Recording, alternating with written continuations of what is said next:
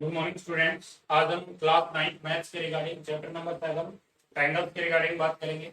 इससे previous part के अंदर मैंने आपको 7.2 एक्सरसाइज सोल्व करवाई थी, उसके कुछ एग्जांपल और कुछ क्वेश्चन के बारे में बताया था। आज हम 7.3 एक्सरसाइज के बारे में बात करेंगे, जिसमें हम side side side congruence rule और आरएचएस रूल इन सभी एंगल्स के इन सभी कॉन्ग्रेंस रूल के बारे में बात करेंगे। वैसे तो पहले एक्सरसाइज में बात कर चुके हैं और ये चारों रूल मैं आपको डिफाइन भी कर चुका हूँ, कैसे आप अप्लाई करते हैं थ्योरम के अंदर। अब एग्जांपल देखिए, एग्जांपल नंबर 5 कहता है AB is a line segment. AB क्या है? हमारे पास एक line segment. P and Q are the points on the opposite sides of AB. AB side के अपोजिट में एक पी ऊपर है तो क्यू क्या होगा? नीचे। अगर क्यू ऊपर है तो पी क्या होगा? नीचे। जैसे डायग्राम उसने दिया हुआ है, such that each of them is equal distance. अब पी पॉइंट भी ए से क्या है? इक्वल डिस्टेंस के ऊपर है। पी पॉइंट बी से भी क्या है? इक्वल डिस्टेंस के ऊपर है। क्यू पॉइंट ए से भी इक्वल डिस्टेंस के ऊपर है, क्यू पॉइंट बी से भी इक्वल डिस्टेंस। तो कहने का मतलब पी ए पी बी के इक्वल आ गया और ए क्यू बी क्यू बी। ठीक है।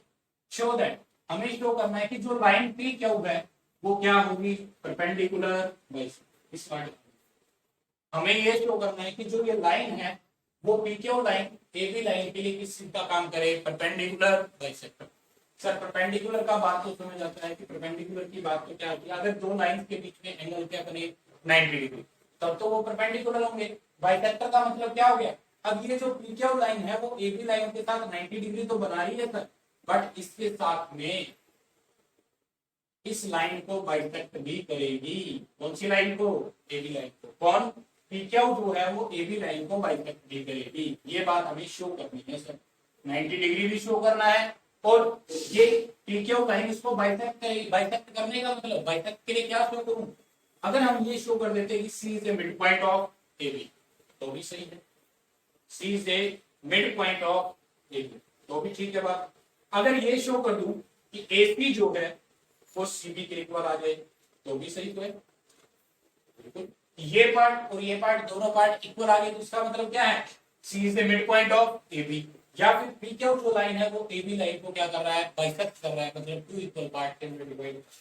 तो कहने का मतलब मुझे प्रूव क्या करना है? एसी और बीसी को इक्वल प्रूव करना है। AC is equal to CB और यहाँ पर जो दोनों एंगल बनेंगे ये एंगल कितने डिग्री के होने चाहिए? 90 डिग्री के। इन दोनों में कोई भी एक एंगल 90 डिग्री है तो दूसरा ऑटोमेटिकली 90 डिग्री हो जाएगा। तो यहाँ 90 डिग्री भी प्रूव करना है और एसी और बीसी को इक्वल भी प्रूव।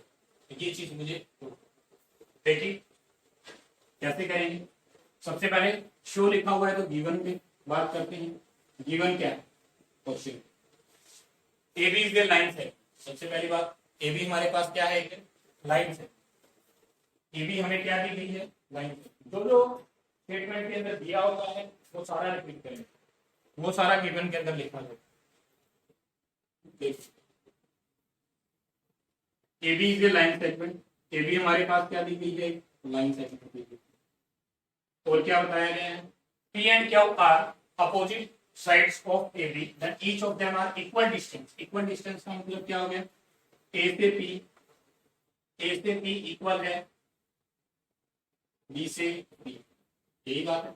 दूसरी बात, ए से क्यू इक्वल है किसके? बी से क्यू। ये दोनों बात भी दी गई है सर।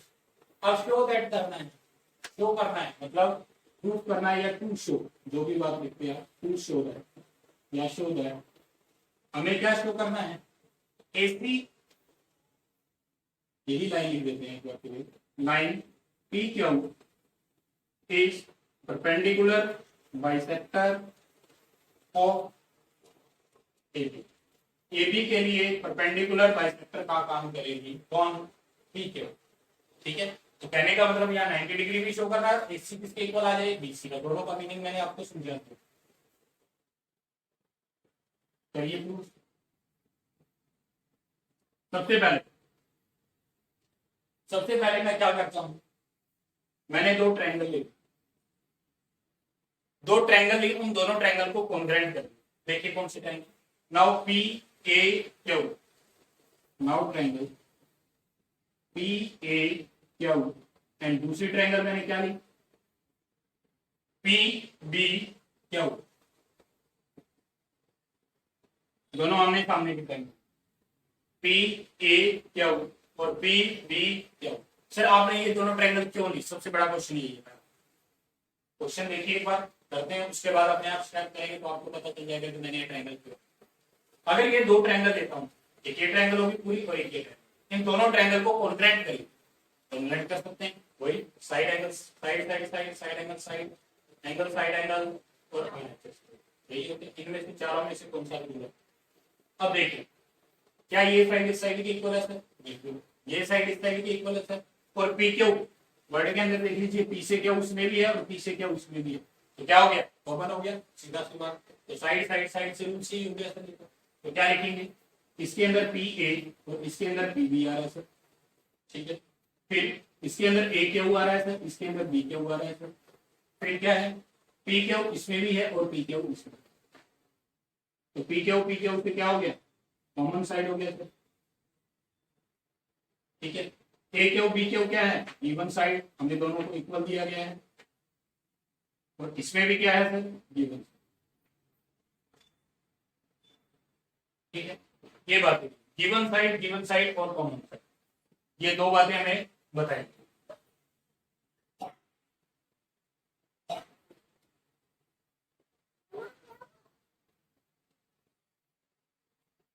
क्या तीनों ही साइड आ रही है, बिल्कुल sir. P A P B भी गिवन साइड है, ये हमें गिवन है, और ये इन दोनों में क्या आ जाती है, कॉमन। तो क्या लिखेंगे, triangle P A Q is congruent to triangle P B Q, ये दोनों कॉन्ग्रेंट हो जाती है by rule side side congruence rule, got it. तो मैंने ये राइट कर दिया, ये दोनों ट्रायंगल कॉन्ग्रेंट हो। अगर सर दोनों ट्रायंगल कॉन्ग्रेंट है तो आपने कॉन्ग्रेंट करके क्या रिजल्ट निकाला, मैं ये कह रहा था कि आपको खुद को पता चल जाएगा कि मैंने ये दो ट्रायंगल, तो लेट अस सपोज कर लेता हूं ये एंगल 1 है और ये एंगल 2, क्या ये दोनों ट्रायंगल कॉन्ग्रेंट हो चुके हैं, P A Q P B Q, तो क्या वन एंगल जो है वो 2 के इक्वल आ जाएगा, बिल्कुल वन एंगल 2 के इक्वल आ गया। क्योंकि इस रिजल्ट का आगे यूज होगा, इसलिए मैंने इन दोनों ट्रायंगल को कॉन्ग्रेंट किया और वन एंगल को क्या प्रूव कर दिया, 2 के, ठीक है। वन एंगल किसके इक्वल आ गया, 2 के। अब next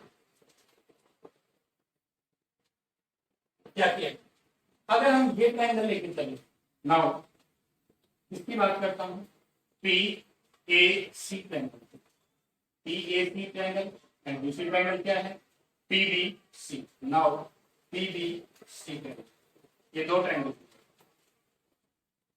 and triangle P B सी,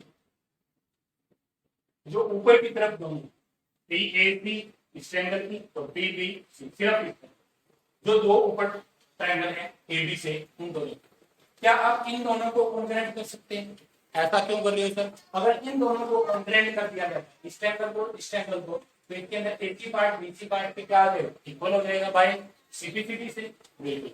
तो देखिए क्या ये दोनों कॉन्ग्रेंट हो सकते हैं, ये सब साइड साइड है, ये दोनों साइड इक्वल है, वन एंगल किसके इक्वल है, तो पीसी किसके इक्वल है, पीसी पीसी दोनों में कॉमन, तो side angle side angle side के रूप से हम इसे क्या कर सकते हैं, तो क्या लिखेंगे, पी ए, तो इसके अंदर क्या है, पी गिवन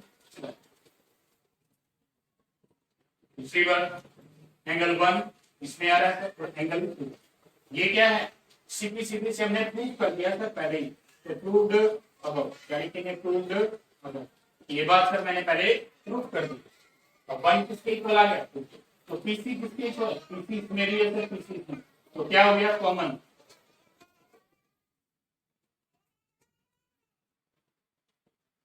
पीसी क्या हो गया, कॉमन। अब side angle side, side angle side, तो साइड एंगल साइड से क्या हो गया, triangle P A C is congruent to triangle P A P B C, ये दोनों ट्रायंगल क्या हो जाती है, कॉन्ग्रेंट। अब कॉन्ग्रेंट होगी कौन से रूल से, साइड एंगल साइड कॉन्ग्रेंस, ठीक है।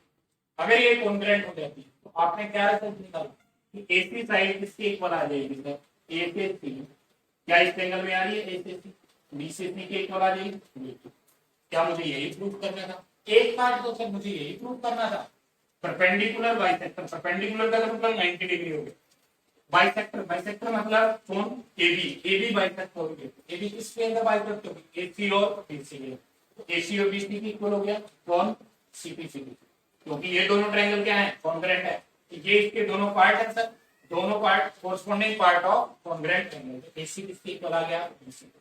तो PQ बाइसेक्ट करता है AB को, ये बात तो हमारे पास प्रूफ हो गई। अब हमें 90 डिग्री होती है।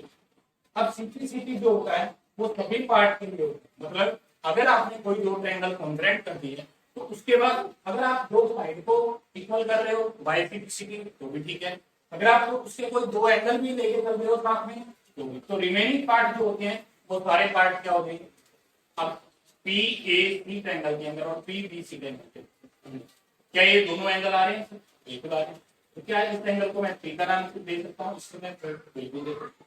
तो अब हम यहाँ ये भी लिख सकते हैं कि एंगल P इसके अंदर आ रहा है सर, PAC के अंदर, और एंगल 4 जो है वो इसके अंदर, क्या एंगल P और एंगल 4 इक्वल हो सकते हैं, अगेन दोबारा मैंने क्या लगा दी, CPCB corresponding part of congruent, जो दोनों ट्रायंगल कॉन्ग्रुएंट थी सर इनका कोरस्पोंडिंग पार्ट एंगल 3 और एंगल 4 भी, तो कोरस्पोंडिंग पार्ट से इक्वल हो गए सर, इसे इक्वेशन 1 मान के छोड़ देते हैं, तो एंगल 3 किसके इक्वल हो जाता है, एंगल 4, ठीक है।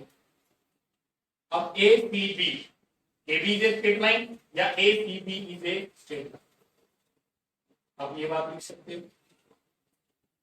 देखिए ACB is a straight line और स्ट्रेट लाइन पर बने हुए दोनों एंगल का सम कितना होता है, 180 डिग्री होता है, तो क्या एंगल 3 और 4, angle 3 plus angle 4 is equal to क्या हो गया, ड्यू टू लीनियर, इसके कारण हो जाता है कि एक ही लाइन पर बने हुए दोनों एंगल का सम कितना होता है, 180 डिग्री, ये बात कौन कहता है, लीनियर, और वैसे भी स्ट्रेट लाइन है तो कितने डिग्री का।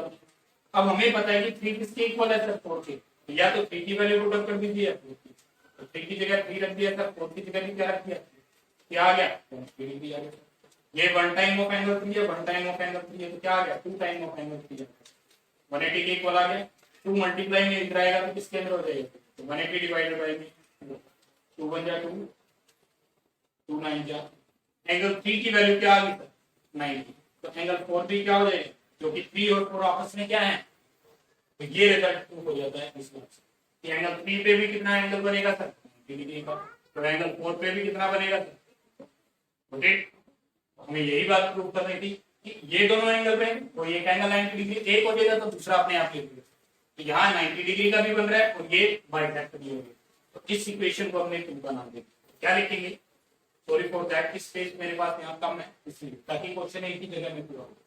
इक्वेशन 1 और equation 2, AC is equal to BC और angle 3 is equal to angle 4, और दोनों एंगल किसके इक्वल है, 90।